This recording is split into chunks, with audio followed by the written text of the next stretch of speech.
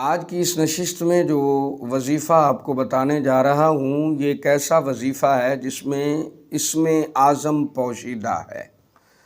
اس مجرب اور پرتاثیر وظیفے سے مکمل فائدہ حاصل کرنے کے لیے کچھ ہدایات ضروری۔ وہ ہدایات کیا ہیں کہ سب سے پہلے آپ کو غسل کرنا ہے۔ غسل کرنے کے بعد پاک صاف دھلے ہوئے کپڑے پہنیں اور خوشبو لگائیں، معطر ہو کر روزہ رکھیں۔ روزہ رکھنے کے بعد ایک جگہ پر بیٹھ جائیں۔ یاد رہے کہ جتنے بھی وظائف ہم آپ کو بتاتے ہیں وہ یا تو قرآن سے بتاتے ہیں یا مصطفیٰ کے فرمان سے بتاتے ہیں، وہ اسماء الہیہ ہوتے ہیں یا قرآن مقدس کی آیات مبارکہ ہوتی ہیں۔ تو ان تمام وظائف سے مکمل طور پر فائدہ حاصل کرنے کے لیے ضروری ہے کہ آپ 5 وقت کی نماز باجماعت ادا کریں۔ اگر آپ 5 وقت کی نماز باجماعت ادا کرنے کے بعد جو بھی وظیفہ کرنا چاہتے ہیں اس کے بعد کرتے ہیں تو آپ کی سوچ سے بھی زیادہ ان وظائف کے آپ کو فوائد و ثمرات حاصل ہوں گے۔ اب یہ جو وظیفہ ہے آپ نے غسل کرنے کے بعد اپنے آپ کو معطر کر لیا، خوشبو لگا لی، اس کے بعد روزہ بھی رکھ لیا، مطلب یہ وظیفہ آپ نے روزے کی حالت میں کرنا ہے۔ روزہ رکھنے کے بعد ایک جگہ پر بیٹھ جانا ہے، اس جگہ سے ہلنا نہیں، اور اس جگہ پر بیٹھ کر آپ نے کسی سے بات بھی نہیں کرنی۔ اور یہ وظیفہ 9 ذو الحج کو یا 10 ذو الحج کو کیا جا سکتا ہے، دونوں دنوں میں سے ایک دن کر سکتے ہیں آپ 9 ذو الحج کو کر لیں یا 10 ذو الحج کو، یعنی عید قربان کے دن، عید الاضحیٰ کے دن آپ اس کو کر لیں۔ پاک صاف جگہ پر بیٹھ جائیں، اس وظیفے کے درمیان کسی سے بات نہ کریں اور اس جگہ پر اس وقت تک نہ اٹھیں جب تک یہ وظیفہ آپ مکمل نہ کر لیں۔ اب اس وظیفے کے فوائد و ثمرات سنیں کہ اس کے فائدے کیا ہیں۔ پہلا فائدہ تو اس کا یہ ہے کہ آپ کی قدر و منزلت میں اضافہ ہوگا۔ ہر شخص آپ کو عزت کی نگاہ سے دیکھے گا۔ جس شخص کی معاشرے میں عزت نہیں ہے، گھر میں عزت نہیں ہے، آفس میں عزت نہیں ہے، وہ کام پہ جاتا ہے، اس کو کوئی عزت کی نگاہ سے نہیں دیکھتا، تو ہر شخص اس کو عزت کی نگاہ سے دیکھنا شروع کر دے گا۔ معاشرے میں لوگ اس کے ساتھ احترام کے ساتھ پیش آئیں گے۔ بادشاہوں، حکمرانوں اور امراء کے نزدیک وظیفہ کرنے والا معزز و مکرم ہو جائے گا۔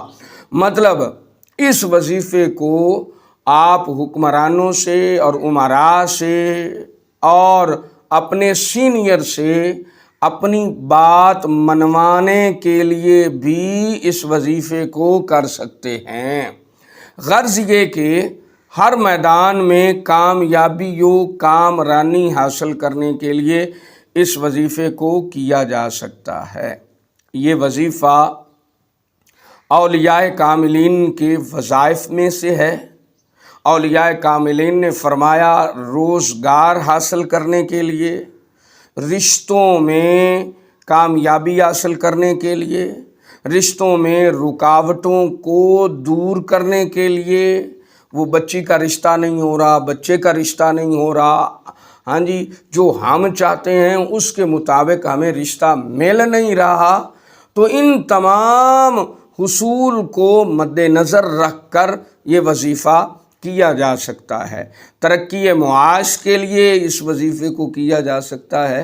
اور سب سے بڑی بات جو اولیاء کاملین نے ارشاد فرمائی ہے کہ آپ مستقبل میں کوئی کام سوچ رہے ہیں، کوئی بزنس کے بارے میں سوچ رہے ہیں، کوئی کاروبار کے بارے میں سوچ رہے ہیں کہ میں مستقبل میں یہ کام کرنا چاہتا ہوں، تو اس کے لیے بھی اس وظیفے کو کیا جا سکتا ہے۔ وظیفے کو کرنے کے بعد آپ جو بھی کام کریں گے، کاروبار شروع کریں گے، اللہ تبارک و تعالی جل مجدہ العظیم آپ کو اس کاروبار میں، اس کام میں کامیابی و کامرانی عطا فرمائے گا۔